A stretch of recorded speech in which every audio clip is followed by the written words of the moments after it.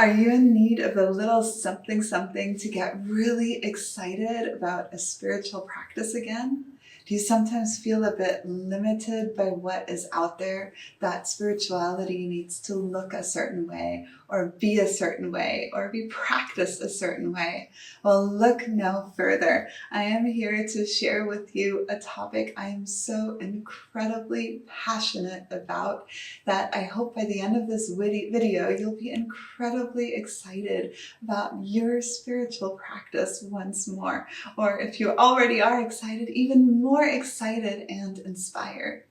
My name is Pipaluk, and we are here on the Magic is Key YouTube channel. I have been practicing spirituality all of my life, studying it since a young age, deeply fascinated by it, and in formal training with incredible teachers from around the world for 1.5 decades at this point, give or take.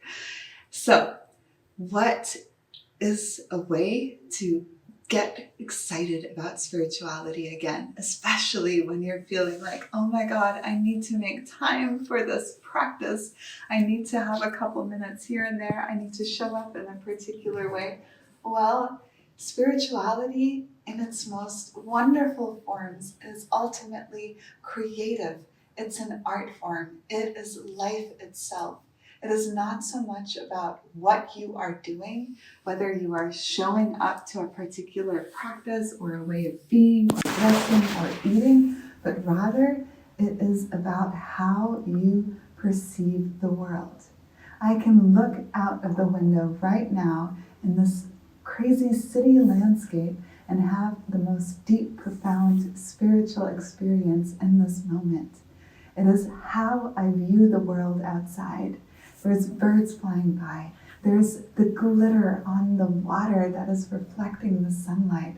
There is this ability, a capacity that all humans have within us to orient to beauty. Beauty is an expression of truth. It is an expression of the most high form of life.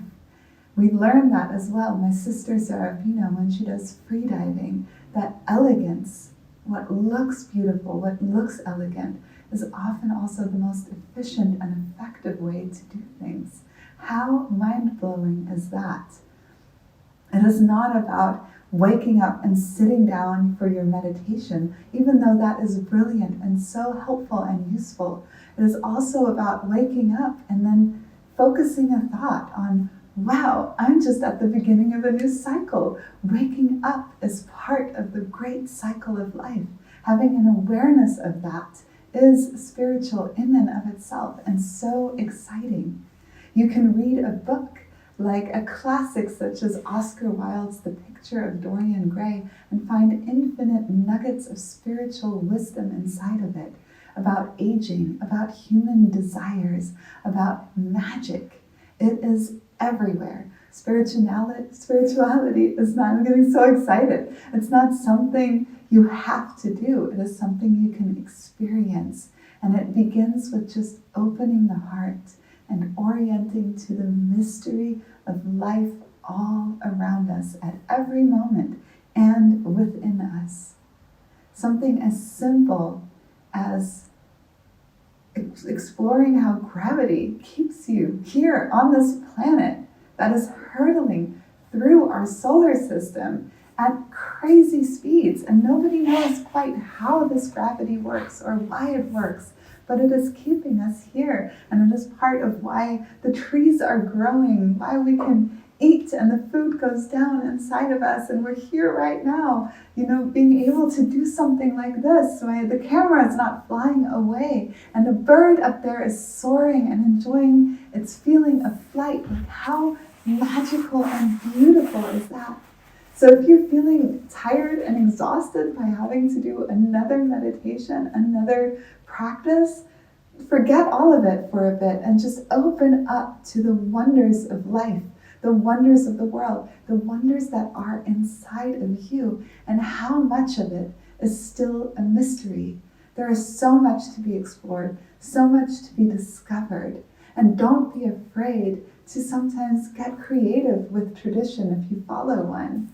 What are some unexpected connections you can make? What ways is your office desk spiritual and magical and full of mystery?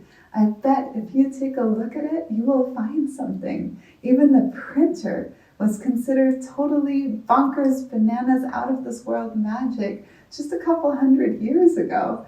You know, someone might have been burned for having the idea of a printer and wanting to develop it. And now here it is.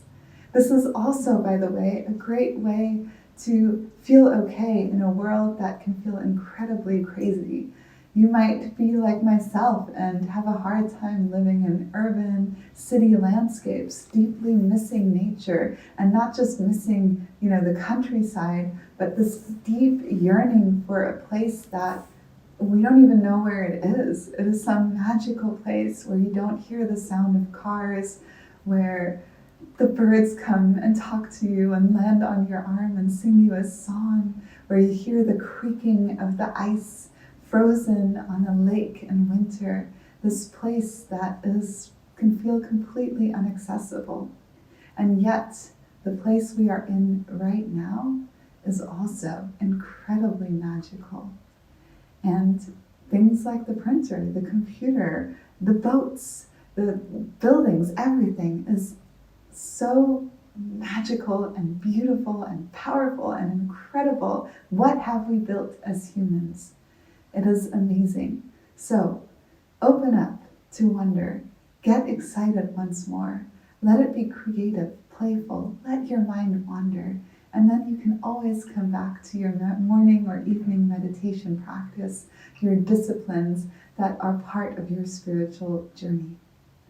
If you love this video and you like this type of conversation, because I'm just here trying to have a conversation with you, then please share your thoughts in the comments below. I don't have all the answers, and I love thinking about this. Life is there for me to be enjoyed, to be relaxed into, and we can always orient our minds to more joy, more playfulness for a kinder world for everyone.